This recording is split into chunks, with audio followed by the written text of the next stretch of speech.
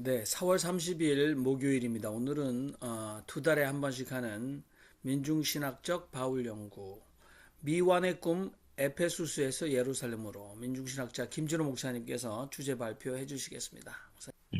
그 바울 마지막 장인데요. 그냥 제가 이제 에페소스에서 제가 이제 플랫폼 선교라고 이제 개념하면서 얘기한 건데 거기를 떠나서 예루살렘으로 가서 로마로 압송되는 그런 얘기를 다루고 있습니다. 원고 읽으면서 보충되는 말씀 드리겠습니다. 갱그레아는 이제 그 코린트의 두 개의 항구 중에서 동쪽 편 항구입니다. 그래서 갱그레아를 통해서 에페소스로 갔고 에페소스 활동하다가 이제 예루살렘으로 가는 얘기인데요. 갱그레아에서 바울은 제국에 대한 공공연한 적대 행위를 자제하라는 내용의 편지를 로마의 그리스도파 사람들에게 보냈습니다. 로마서죠. 새 황제는 시민의 열광을 등에 업고 있었기에 새 황제는 네로를 말하는 겁니다. 섣부른 저항은 대중의 지지를 얻기가 어려울 것이라고 판단했기 때문입니다. 더구나 그 저항은 실패할 가능성이 높았습니다. 그럴 경우 가장 참혹한 고통을 겪게 될 이들은 다름 아닌 민중일 터입니다. 민중 사역자로서 바울은 무엇보다 이 점을 우려했을 것입니다. 그에게 로마의 소식을 전해준 베베는 아마도 바울보다 더 큰 염려를 품고 있었을 것입니다. 그녀 역시 온 삶을 민중 사역에 바친 이였고 로마에 있는 동료들 하나하나를 가슴속 깊이 새기고 있었을 것이기 때문입니다. 또한 바울은 베베의 안목덕이겠지만 네로를 곤혹스럽게 하는 집단 행동이 미칠 정치적 파급 효과 역시 우려했습니다. 그는 시민과 서민에게 비교적 우호적인 정치가라고 하지 않은가요? 이런 상황에서 무리한 행동은 그와 권력 암투를 벌이고 있던 귀족 세력에게 네로보다 몇 배는 더 반민중적인 권력자들에게 오히려 힘을 실어주는 결과를 낳을 수 있었습니다. 어쩌면 베베와 바울은 네로 시대에 대한 일말의 희망을 품었을지 모릅니다. 과거 바벨론에 유배되었던 조상들은 키루스의 귀한 친형, 키루스가 고레스를 새한글 성서는 키루스로 표현하고 있고 이게 조금 더 그 발음에 정확한 표현입니다. 그, 과거 바벨론에 유배됐던 조상들은 키루스의 귀한 친형 소식을 접했을 때 그를 메시아로 받아들이지 않았습니까? 물론 로마 궁중에서 벌어졌다는 추잡한 소문을 바울과 베베도 알고 있었던 것 같습니다. 그럼에도 하느님은 그자들의 부적절한 짓을 내버려 두었습니다. 그래야 종말의 때에 변명할 여지가 없을 것이기 때문입니다. 이게 이제 로마서에 나온 표현들을 제가 절식으로 그대로 옮긴 겁니다. 그리고 때가 되었을 때 그들이 저지른 일들을 한꺼번에 심판할 것입니다. 그러나 지금은 그때가 아닙니다. 지금 그자는 네로를 말하는 겁니다. 더 나쁜 짓을 저지른 자들을 처벌하는 하느님의 시중꾼이어야 합니다. 어, 테우디아코노스라는 단어를 새한글 성서는 하나님의 시중꾼으로 번역을 했습니다. 그러니 지금은 그에게 복종할 필요가 있습니다. 하고 말입니다. 그 바울은 에페소스로 향했고 그곳에서 3년을이나 머물렀습니다. 이때가 서기 54에서 56년경입니다. 이 시기의 사역은 꽤 성공적이었습니다. 동시에 새로웠습니다. 이 도시는 바울이 펼치는 그리스도 운동의 플랫폼이 되었습니다. 제가 이 책을 이제 마무리하면서 이제 제 오류를 하나 발견했는데 제가 이제 오류는 그 저뿐 아니라 이제 그 바울 학계가 일반적으로 저지른 오류 중에 하나인데요. 바울의 연대기에서 서기 52년 1년과 2년을 코린트에 머무른 시기로 해석을 해요. 그것은 코린트의 사도행전에 의하면 코린트의 최고 통치자가 아, 그 아, 갈루스 갈리오 갈리오라는 이로 이제 사도행전에 명시되어 있거든요. 그리고 갈리오는 이 사람이 코린트에서 어, 그, 이제 총독으로 재임하던 시기가 51년 가을에서 51년 6월 7월에서 52년 6월 7월이거든요. 그래서 이제 그 연대기가 일반적으로 바울 연대기의 기준점이 됐습니다. 그래서 그 연대에 맞춰서 하다 보면 잘 안 맞는 게 있는데 그걸 중요시 여기기 때문에 그걸 중심으로 했거든요. 그래서 저도 그냥 그 의견에 무심코 따르다가 다시 점검해 본 결과 사도행전의 연대기는 신뢰하지 못하는 연대기가 되게 많거든요. 사도행전의 정보 자체가 그런데요. 그래서 사도행전의 연대기를 포기하고 바울의 활동에 적합한 다른 정보들과 맞춰서, 그리고 바울 자신의 서신, 이제 갈라디아서에 이제, 이 시간이 있거든요. 3년 후에, 뭐, 다마스쿠스에서, 이제 아라비아로 갔다가 3년 후에 다시 예루살렘으로 왔고, 예루살렘에서 15일간 머물렀고, 14년 후에 다시 안티오키아로 갔다 다시 예루살렘으로 갔고, 이게 연대기가 나오는데요. 그 숫자를 맞춰서 계산하면 서기 51년과 52년이 안 맞거든요. 그래서 제가 연대기를 조정을 해서 바울이 에페소스에서 머무는 시기를 54에서 56년으로 봤습니다. 그것은 이제 코린토의 시기를 54년, 3년 요 무렵으로 보는 거고요. 그건 이제 사도행전이 말하는 갈리오가 재임하고 있던 시기 연대를 인정 안 해야만 가능한 겁니다. 이게 복잡한 설명인데 나중에 혹시나 더 물으시면 다시 말씀을 드리겠습니다. 아, 그 부분 다시 읽을게요. 그 후 바울은 에페소스를 향했고 그곳에서 3년이나 머물렀습니다. 이 시기의 사역은 꽤 성공적이었습니다. 동시에 새로웠습니다. 이 도시는 바울이 펼치는 그리스도 운동의 플랫폼이 되었습니다. 바울이라는 특정 인물에 의존하지 않더라도 복음은 마치 시공간을 자유롭게 떠도는 수다처럼 세상을 떠돌아다녔습니다. 하지만 정작 바울 자신은 그게 자유롭지 못했습니다. 그는 또다시 방랑자의 처지에 놓였습니다. 도시 폭동의 표적이 된 자의 운명이란 본디 그랬습니다. 그러니까 에페소스에서도 도시 폭동이 있었잖아요. 이제 그런 얘기를 하는 겁니다.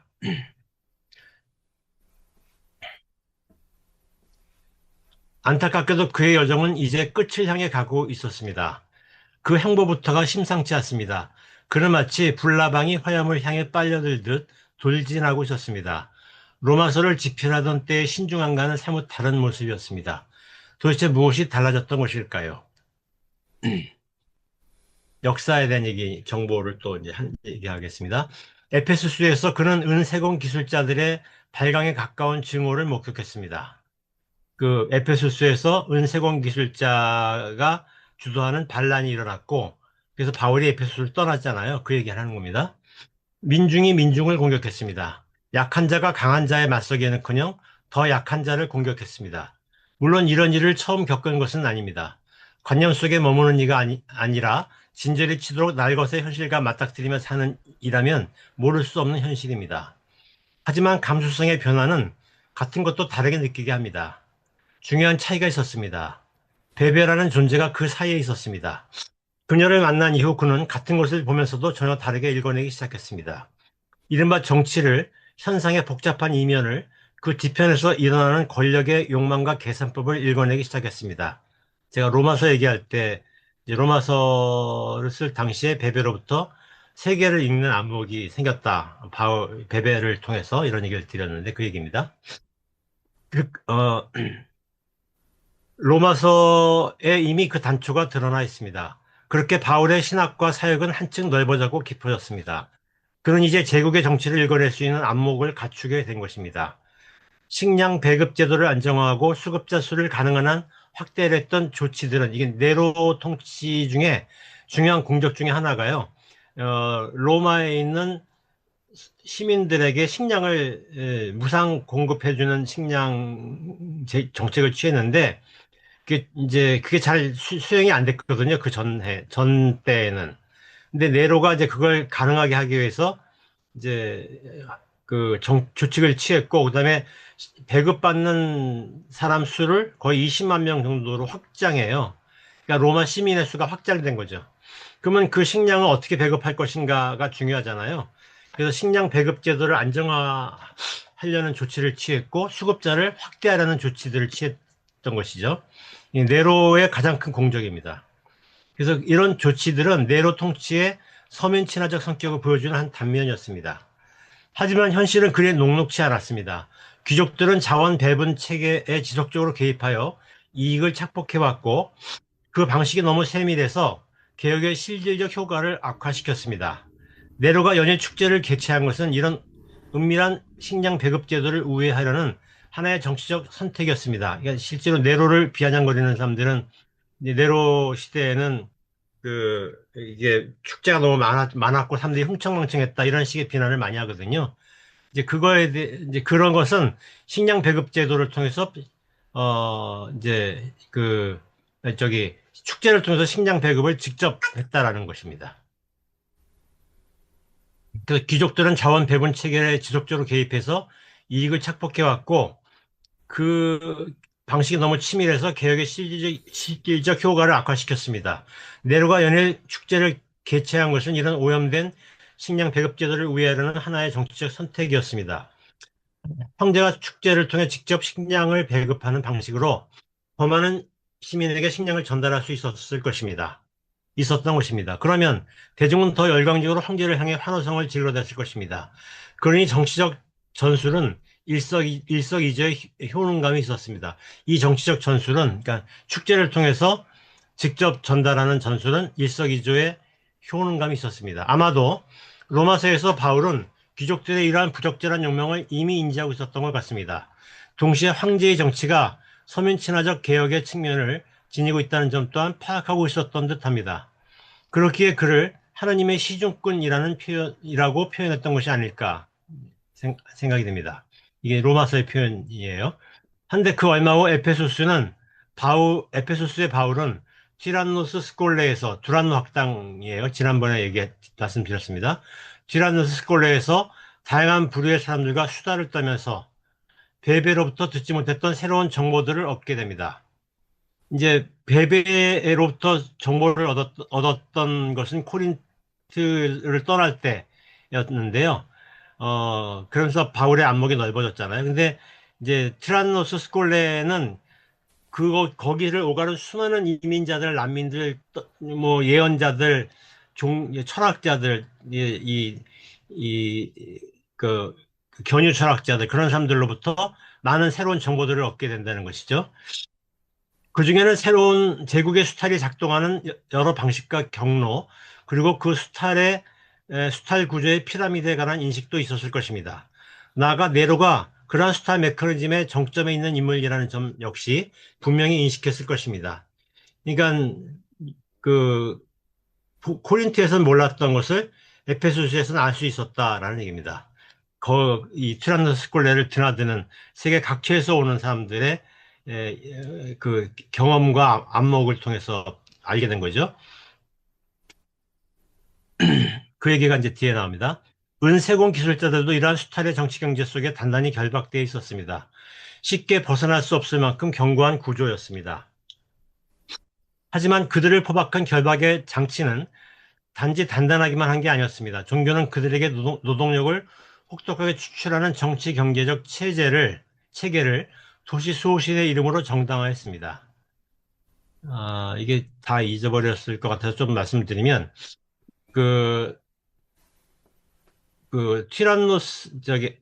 에페소스에는 로마 제국 전체에서 3대, 이게 세계의 가장 큰 성전이 있는 곳이에요.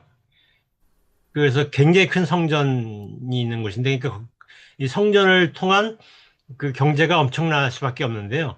근데 거기서 이제 은세공 기술자들이 이제 신상을 만들고, 그 다음에 신상 미니어처를 만들고, 그래서 이제 신전에서 사용되는 신상과 그 신전을 방문하는 사람들에게 미니어처 만들어서 판매하고 뭐 이런 걸 통해서 살아가는 사람들인데, 이제 문제는 이제 이 구조가 어떤 것이냐면, 로마는 이제 로마 제국 시대에 그 굉장히 거대한 경제 화랑 국면이 있었는데 그 경제의 공용화폐가 은화였습니다.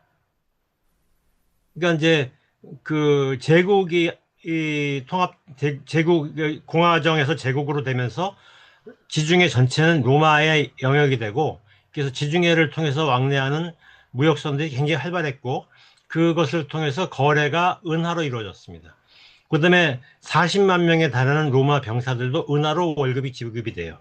가족까지 치면 120에서 150만 이상이 되는 사람들이 은하로 살아간 것이죠.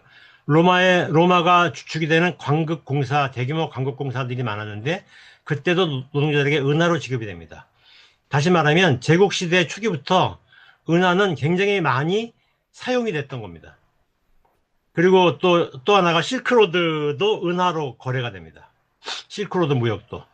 근데 그 1세기에 은화를 만드는 은을 추출하는 그 은광산이 새롭게 발굴되지 않았어요. 공화정 시대를 넘어서지 않았거든요. 그러니까 은은 더 많이 공급되지 않았다는 것이죠. 그러니까 이제 은 부족 사태가 일어나니까 공용화폐 은화가 이제 가격이 올라가니까 디플레이션 압박이 있게 되는 것이죠. 이제 그러니까 은세공 기술자들이 겪는 어려움의 핵심은 그거였는데, 그들은 오히려 이제 그 도시로 몰려든 이민자들을 공격하는 방식으로, 내란을 일으켰던 것이죠. 그래서 이제 은세공 기술자들도 이러한 수탈의 정치 경제 속에 단단히 결박돼 있었습니다. 그러니까 그들은 신전 경제가 중요하고 신전 체제가 유지되는 것이 중요하고 신은 이 위기를 잘 극복해 줄 것이기 때문에 신전 체제를 흔드는 이민자들을 공격하는 것이 중요했다. 이렇게 생각했다라는 것이죠. 그래서 쉽게 벗어날 수 없을 만큼 견고한 구조였습니다. 하지만 그들을 포박한 결박의 정치는 단단하기만 한 게 아니었습니다. 종교는 그들의 노동력을 혹독하게 추출하는 정치 경제적 체제를 도시 수호신의 이름으로 정당화했습니다.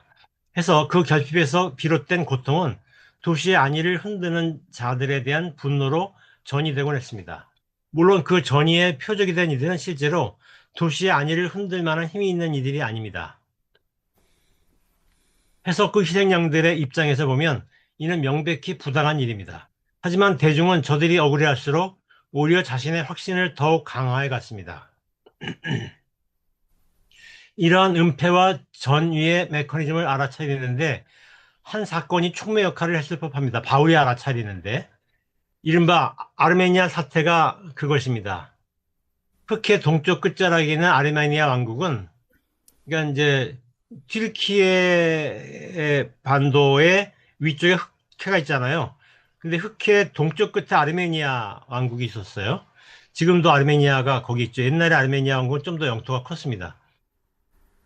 여기 지도가 이게 여기 흑해 이제 아나톨리아 이게 튀르키예가 있고요. 흑해가 있고 아르메니아는 여기 있습니다. 그래서 이제 그 얘기입니다. 이른바 아르메니아 사태가 그렇습니다. 흑해 동쪽 끝자락에 있는 아르메니아 왕국은 당대 최강대국이던 로마 제국과 파르티아 제국 사이에 끼어서 일종의 정치적 중립지대 역할을 하고 있었습니다. 그러니까 로마가 이쪽에 서쪽에 있고요. 파르티아는 여기 이란을 중심으로 한 제국이에요. 두 제국이 굉장히 강대국이거든요. 그래서 그 강대국 사이에 끼어 있었다라는 것이죠. 그래서 이 지정학적 조건 속에 생존하기 위해서 이른바 아르메니아는 양다리 전략을 취했습니다. 한데 서기 54년 아까 바울이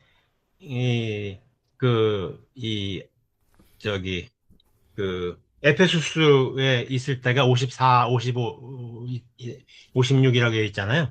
근데 54년경 아르메니아의 국왕 시리다테스 1세는 치열한 왕권 경쟁 과정에서 왕이 되기 위해서 파르티아의 지원을 받아서 권력을 장악했습니다. 이로써 아르메니아는 중립지대가 아니라 파르티아에 기울어진 편향된 공간이 되었습니다. 이는 로마에게 중대한 문제였습니다. 시리아 속주와 아나톨리아 북부 속주들은 여기 폰투스가 있죠. 그다음에 폰투스가 있고 그 카파도키아가 있고 그 부속들이 뭐였죠?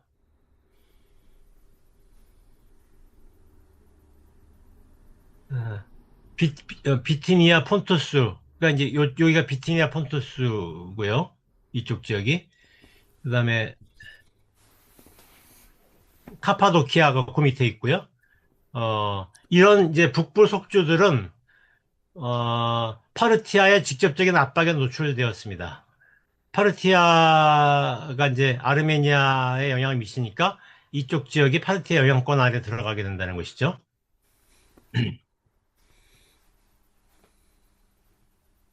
로마에서 에그나티아 가도를 거쳐 비잔팀으로 이어진 뒤 흑향로를 통해 중국으로 이어지는 교역로, 곧 실크로드의 교두보가 적의 수중으로 들어간 것도 로마로서는 중대한 문제가 아닐 수 없었습니다. 그러니까 이 흑해의 요쪽에 비잔티움이 있잖아요. 이 비잔티움이 로마로 이어지는 이그나티아 대로, 그 로마의 대로 중에 가장 중요한 도로가 이그나티아 대로인데 그 대로에서 배를 타고 흑해를 건너서 아르메니아를 거쳐서 중국으로 가는 이 이제 실크로드가 있는데 그 실크로드가 아르메니아를 거쳐가는데 이 아르메니아가 파르티아 영역으로 들어갔다라는 것은 실크로드의 교도보가 적의 수중으로 들어갔다는 것은 로마로선 중대한 문제가 아닐 수 없었습니다. 게다가 이 시기는 네로가 즉위한 직후였습니다. 황제의 권력은 아직 불안정했습니다. 네로는 54년에 황제가 되거든요. 그리고 54년에 이 사태가 일어나는 거죠. 그러게 이 사태를 어떻게 해결하느냐는 제국의 통치의 주도권을 황제가 실질적으로 장악할 수 있는지를 가늠하는 시금석과도 같은 문제였습니다. 이 국정치에서 네로는 이 문제를 자기 해결해야 로마에서 이제 통치자로 인정을 받을 수 있었던 것이죠. 이 나라를 둘러싸고 아르메니아를 둘러싸고 전운이 감돌기 시작했습니다. 네로의 동방 정책을 총괄하던 코르블루는 대규모 병력 파병 준비에 박차를 가했습니다. 그로부터 몇 년 뒤인 50년대 말 아나톨리아로 파병된 로마 병력은 3, 4만 명에 달했습니다. 이 작전을 하기 위해서 막대한 군사비가 필요했고 그 부담은 전적으로 시리아와 아나톨리아 속주들이 짊어져 했습니다. 아나톨리아, 시리아, 시리아 이 속주들이 로마의 전비를 짊어져 했다는 것이죠. 그러니까 은 부족 사태로 경제가 위태로운 상황에서 여기에 이제 로마의 군비를 이제 만드는데 또 노력을 해야 된다라는 것은 이 지역 도시들에게는 파산 직전의 상황으로 내몰리게 되는 위기가 발생했다라는 것을 의미합니다. 어느 측면에서 보더라도 아나톨리아 사태는 전적으로 로마의 이해관계와 직결된 문제였습니다. 하지만 그 비용을 부담한 것은 로마가 아니라 인근 속주들이었습니다. 군대가 동원되어 강도 높은 징발이 이루어졌고 이는 50년대 중반부터 전쟁이 끝나는 60년대 초까지 계속됐습니다. 그러니까 바울이 에페소스에 있고 에페소스를 떠나는 이 시기에 이런 일이 벌어졌다는 것입니다. 이런 상황은 제국에 대한 부정적 여론의 확산으로 이어졌습니다. 특히 이제 튀르키예 그 아나톨리아 지역에 로마에 대한 부정적 여론이 확산되는 거죠. 해서 많은 대중은 경제적 수탈의 정치가 어떻게 작동하는지를 더 분명하게 체감하게 되었습니다. 이 과정을 겪으면서 바울은 네로가 식량 배급을 원활히 운영하기 위해 기울였던 여러 노력에 대해서도 비판적 문제의식을 갖게 되었을 것입니다. 그 문제의식은 결국 그 식량이 도대체 어디서 온 것일까? 라는 질문으로 이어졌습니다. 로마에게 굉장히 많은 사람들에게 무상으로 식량을 공급한다면 누군가 그 식량을 대야 됐던 것이죠. 아르메니아 사태가 로마의 이해와 직결된 것임에도 아나톨리아와 시리아의 대중이 그 비용을 떠안아야 했듯이 로마 서민들의 식량 역시 다른 누군가의 밥줄을 제국이 가로챈으로써 가능했던 것이 아니었을까 이런 질문이 생기겠죠. 실제로 그 부담을 감당했던 이들은 이집트나 튀니지 등 북아프리카 지역의 대중이었습니다. 민중에게 돌아갈 곡식을 식민지 민중에게 강출하는 구조. 제국의 식민지 백성이자 가장 밑바닥 민중과 함께했던 바울에게 이런 경제적 추출 메커니즘은 극히 예민한 문제일 수밖에 없었습니다. 아무도 이러한 현실 인식이 그로 하여금 새로운 행보에 나서게 한 계기가 아니었을까. 이게 추출이라는 용어를 제가 여러 번 쓰는데 이게 이제 몇 년 전 노벨 경제상을 받은 학자의 그 학설이에요. 고대와 현대의 이제 예속된 사회들의 에, 제국이 그 재화를 추출하면서 위기가 어떻게 작동되는지, 그것이 세계를 어떻게 구성해내는지 아는 이제 추출 이론인데, 그걸 제가 여기서 인용한 겁니다. 활용한 겁니다. 자, 이제 바울의 행보로 돌아가겠습니다. 에페소스에서 시작해서 그 이후의 행보에 대해 사도행전과 고린도전서, 후서의 정보들을 종합해 보면 대략 아래 도표같이 정리할 수가 있습니다. 행로의 목적지는 예루살렘입니다. 예루살렘의 이미 목적지예요. 거기서 그는 팔레스티나 지방 총독인 펠릭스에 의해 체포되었고, 후임 총독 페스토에 의해 로마로 압송되었습니다. 아래 도표는 에페소스에서 예루살렘에 이른 행보를 정리한 것입니다. 이 내용은 후대 문서인 사도행전과 바울 자신의 서신들에서 거의 비슷하게 언급됩니다. 그럼에도 가장 상세히 기술한 B가 사실에 가장 근접한 경로로 보입니다. 바울 자신의 것인 C와 D를 연결하면 결과적으로 B와 일치하기 때문입니다. 물론 이는 코린토의 그리스도파 공동체에 보낸 서신을 기반으로 한 것이니 갈라티아나 안티오키아, 카이사레아 등 다른 지역들은 생략됐을 가능성이 있습니다. 이게 무슨 얘기인가 하니, 이제 A, B, C, D, E, F는 6개의 본문이 있어요.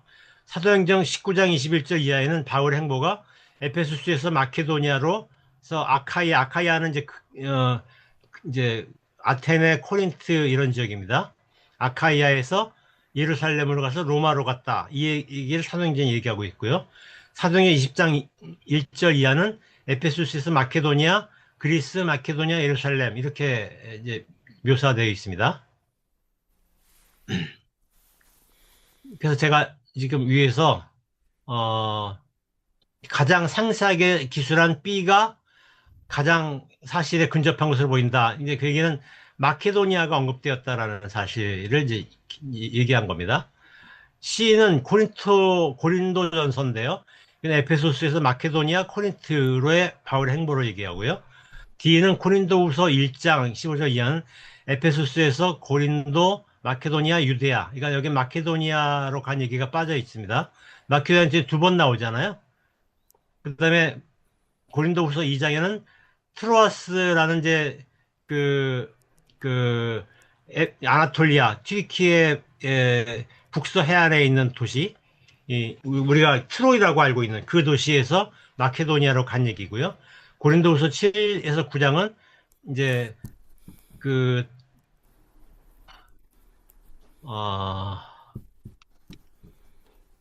트로아스에서 마케도니아 간 얘기가 또 나오죠. 이게 이렇게 해서 6개의 본문이 에페소스 이후에 바울의 행보를 묘사하는데, 이 얘기가 이제 이 B 사도행전 20장 1절 이하가 요 얘기를 따라가면 제일 사실에 근접할 것 같고, 그 디테일들 뭐 트로아스를 경유해서 갔다든가 뭐 이런 얘기들이 이제 보충된다. 이제 이렇게 볼 수 있고, 이제 그 밖에 갈라티아나 안티오키아, 카이사리아 지역들은 이 묘사에서 빠져 있지만 아마도 여기를 거쳐갔을 거라고 보입니다. 여기에 E와 F가 요건데요. 이게 트로아스가 나오잖아요. 다른 데서 언급되지 않던 행로 하나가 첨부되어 있습니다. 마케도니아로 가기 전에 트로아스 항을 통해 이동했다는 것입니다. 위에 도표에서 마케도니아는 2번 나오는데 2번 나오잖아요. 하나는 에페소스에서 마케도니아로 가는 길, 에페소스에서 마케도니아로 가는 길이고요. 다른 하나는 코린토에서 코린토에서 마케도니아로 가는 길입니다. 이 중에 어느 게 맞을까요?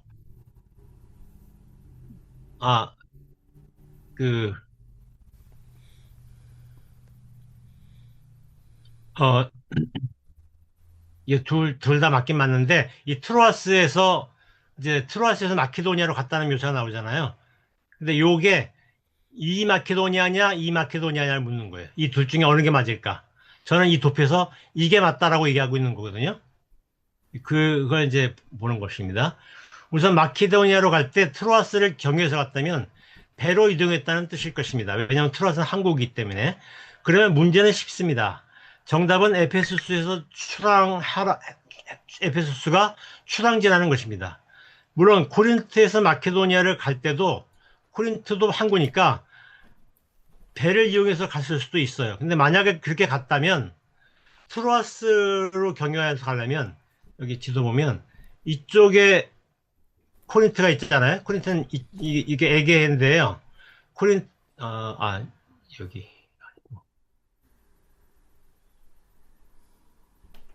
똑같은 지도네. 아, 그러니까 그리스 반도의 이제 아래쪽에 코린트가 있잖아요.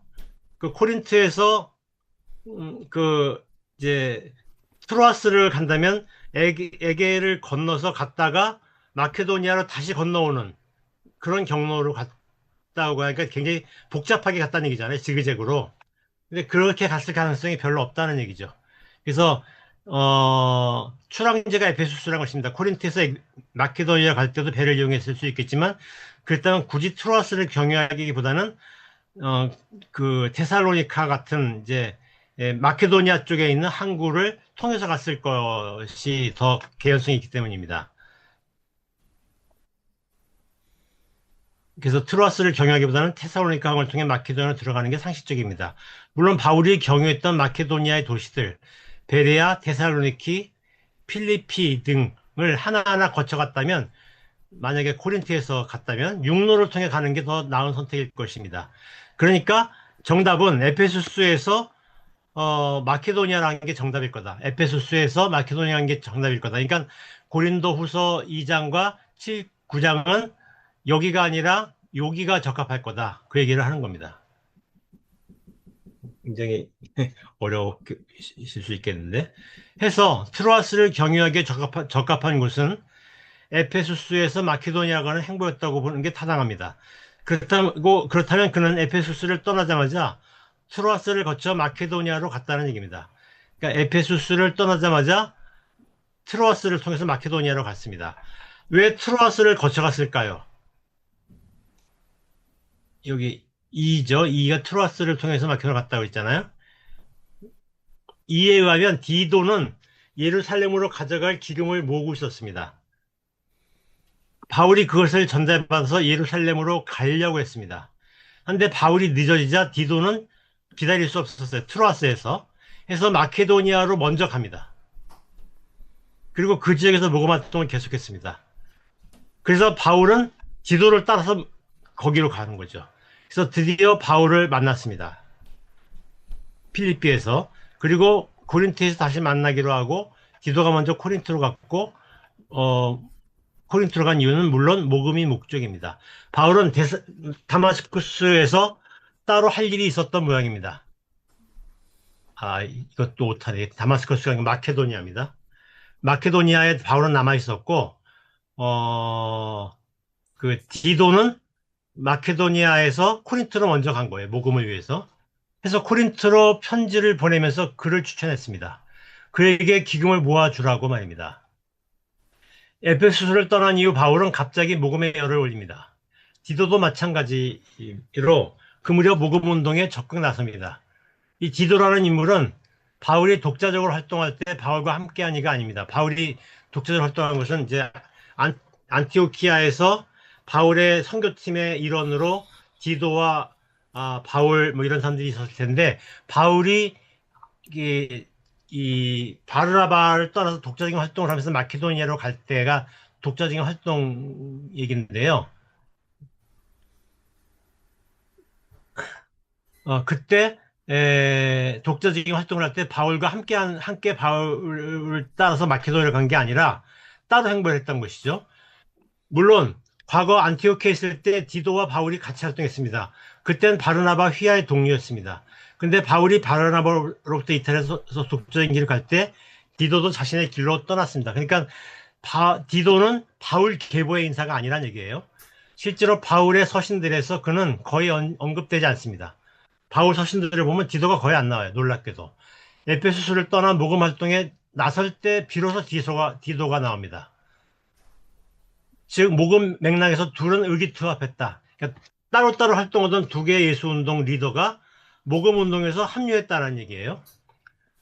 한편 바울보다 두 세대쯤 후대의 문서인 디모데 후서에는 이상한 구절이 있습니다.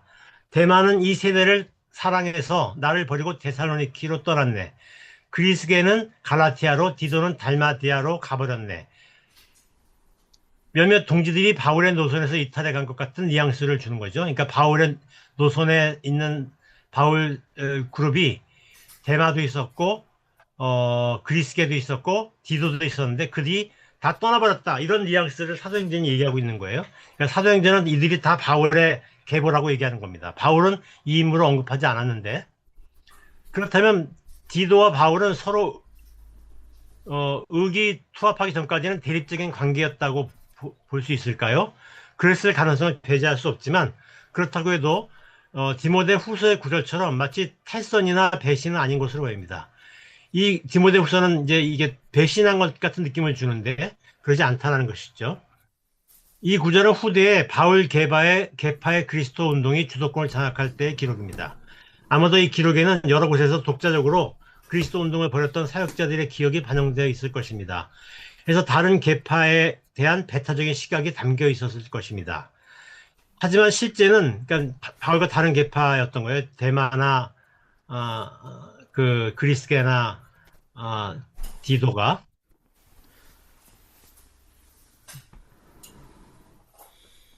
근데 실제는 이제 바울 외에도 그리스도 운동에 뛰어든 이들이 여럿 있었다는 사실을 시사하는 것으로 보는 게 더 적절할 것입니다.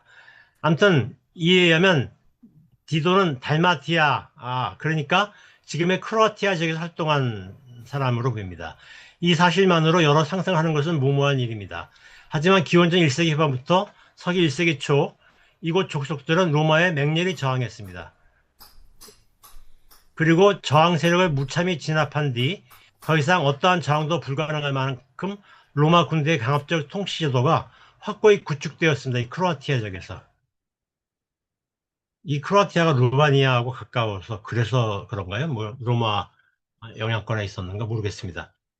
그곳에서 바로 이곳에서 디도가 한참 후에 사역을 했어요. 아직 저항의 기억이 사라질 만큼의 시간이 흐르지 않은 곳에서 말입니다. 강제 진압당할 때 죽음보다 더 혹독했을 곤욕을 치렀던 이들 중에는 아직 살아있는 이가 있을 만한 시기입니다. 또 부모로부터 동네 어른으로부터 기억이 생생하게 전수될 만큼 멀지 않은 시간입니다. 그런데도 더는 항쟁이 일어나지 않았습니다. 기록이 없어요. 이는 그만큼 강압적 통치가 체계적으로 작동하고 있었다는 것을 시사합니다. 로마의 군대, 아주 잘 짜진 군대 기지가 이 지역 달마티아 지역에 있었거든요. 디도는 바로 이런 곳에서 사역을 했습니다. 앞에서 살펴본 바에 의하면 디도는 바울과 함께 모금 활동을 벌입니다. 이것은 결코 로마의 우호적인 모금이 아닙니다. 아니, 바울은 기부금 전달의 목적지인 예루살렘에서 당국에 체포되어 로마에 압송되기까지 했습니다. 그렇다면 이 모금은 로마의 폭력으로부터 그 수탈의 메커니즘으로부터 탈출을 꿈꾸는 이들의 열망과 깊게 연결된 것이라고 추측이 됩니다. 그렇다면 디도는 좀 무리한 추정일 수도 있지만 정치적으로 반로마 성향이 강한 인물일 것입니다. 그가 달마티아로 갔습니다. 로마에 대한 원한과 증오가 생생한 곳으로, 그러나 그 감정을 표출해서는 안 되는 곳으로 말입니다. 아무튼 디도가 이 모금 활동에 참여했다는 것은 바울뿐 아니라 여러 그리스도파 운동가들이 이 시기에 예루살렘을 향하는 모금을 만드는 일에 함께 나서고 있었다는 것을 암시합니다. 게다가 그들은 매우 급박하게 움직이고 있었습니다. 그렇게 모금한 것을 예루살렘으로 가져가려 했습니다. 언제나 몸을 사리지 않고 나서는 자인 바울이 그것을 가져가겠다고 나섰습니다. 도대체 이 기금의 정체는 뭘까요? 기금 조성을 위한 사역은 갑자기 시작된 것이 아닙니다. 예루살렘의 에수파와 안티오키아의 그리스도파 사이에 협의 사안이기도 했고 바울이 독자적 활동을 펴고 있는 중에도 계속해온 것이었습니다. 하지만 에페소스를 떠난 이후, 그러니까 56년경 그 진행 속도가 급격히 가속되었습니다. 이러한 변화는 바울뿐 아니라 여러 그리스도파 활동가들이 종말의 시간을 손꼽아 기다렸다는 것을 시사합니다. 그 직전 로마의 급진적 그리스도파 일부도 클라우디우스 사망 소식을 종말의 징조로 해석했던 것으로 보입니다. 54년경에 이때가. 그러나 로마서 10장에서 말했던 것처럼 베베나 바울이 보기엔 아직 그때가 아니었습니다. 한때 어느 시점부터 바울뿐 아니라 디도를 포함한 여러 그리스도 운동가들 사이에서 그때가 도래한다는 인식이 급속도로 확산되었습니다. 해서 서둘러 기금을 모아 예루살렘으로 보내고자 했습니다. 그렇다면 이 인식의 전환을 촉발한 징후는 무엇이었을까요? 그래서 54년에는 아니었는데 56년에는 급박하다는 인식, 종말에 대한 인식이 생겼던 이유가 무엇일까라는 것이죠. 얼마 전, 그러니까 40년대 말 예루살렘에서 대규모 테러리스트 조직의 활동이 본격화되었습니다. 시카리라고 하는 얘기입니다. 동시대 역사가 요세푸스는 이들을 시카리오이라고 불렀습니다. 이 단어는 초승달처럼 날이 휘어있는 단검을 가리키는 라틴어 시카에서 유래한 것으로 그 칼로 암살을 자행한 이들을 가리킵니다. 이들은 시카를 품에 넣은 채 권력층 인사에게 슬쩍 다가가 살해한 뒤 구호를 외치며 사라지는 방식으로 활동했습니다. 그 규모는 명확하지 않지만 최대치가 수천 명에 달했을 만큼 거대한 조직이었습니다. 서기 66년 반로마 항쟁을 촉발한 이들이 바로 그들이었습니다. 서기 66년의 반로마 항쟁 초기 국면을 바로 시카리에 주도했거든요. 그들이 자행한 사건 가운데 가장 주목받은 사례 중 하나는 56년에 발발한 대제사장 요나단 암살 사건입니다. 요나단은 안나스 가문의 대제사장이었는데, 안나스 또 예수님이 죽을 때 대제사장이었던 가야파, 다 이게 안나스 가문의 제사장들이거든요. 근데 이제 56년에 대제사장은 요나단이었는데요. 이 가문은 서기 1세기 유대야 사회에서 가장 많은 대제사장을 배출한 가장 강력한 세도가였습니다. 이들이 행사한 권력의 부조리는 이루 말할 수 없을 정도였으며 특히 50년대에 이르러 그 횡포는 극에 달했습니다. 그 결과 이들을 포함한 권력층의 부패와 타락은 소농계층의 대규모 몰락을 가속화시켰습니다. 급기야 서기 66년 대대적인 밀란이 일어났습니다. 이게 이제 반로마 혁명이 일어난 거죠. 시카리 오이에 의한 요나단의 암살은 바로 이러한 불의한 권력에 대한 신의 응징을 상징하는 사건으로 대중 사이에서 널리 회자되었습니다. 한데 바울과 디도 같은 헬라파 그리스도인들에게 가장 강렬하게 다가온 것은 요세푸스가 그 이집트인이라고 명명한 종말론적 예언자에 관한 소문이었습니다. 그 이집트인은 필경 이집트의 디아스포라 회당 출신 인물로 슈데반처럼 예루살렘의 리버티노 회당을 거점으로 활동한 헬락의 급진파 인사였을 것입니다. 그가 이끈 대중의 규모에 대해 요세푸스는 3만 명이라고 기록을 했어요. 또 사도행전은 4천 명쯤 되었다고 진술합니다. 두 기록의 차이가 너무 커서 그 규모를 좀 더 명확하게 추정하기는 어렵지만 대단히 많은 이들이 그 이집트인이 주도한 집회에 열렬히 참여했다는 것은 의심할 수 없습니다. 요세푸스는 그가 민중을 올리브산으로 이끌고 가 과거 여리고성이 무너졌듯 예루살렘도 무너져 내릴 것이라는 황당한 예언을 한 자로 묘사됩니다. 반면 사도행전이 기억하는 즉 그리스도인들 사이에서 회자되는 기억에 의하면 그는 반란을 일으키고서 4천 명의 칼잡이를 광야로 이끌고 나간 사람이었습니다. 여기서 반란을 일으킨 자에 해당하는 헬라어는 아나스타우사스이고 칼잡이는 시카리오이입니다. 시카리오이는 앞에서 언급한 것처럼 당대의 테러리스트로 널리 알려진 이들을 가리킵니다. 그리고 아나스타우사스는 완전히 뒤집어 버린다는 뜻의 동사 아나와 스타토가 결합된 단어예요. 그래서 유래한 단어입니다. 아나스타토가 완전히 뒤집어 엎다는 동사거든요. 그렇다면 이 구절에서 추론되는 것은 수많은 무장 대중과 함께 체제를 전복하려는 사건이 그 이집트인과 연결되어 있다라는 것입니다. 그 이집트인이 민중과 함께 전복적 사건을 일으켰다는 것은 이 사건이 테러리즘이 아니라 밀란 성격의 민중운동이었음을 의미합니다.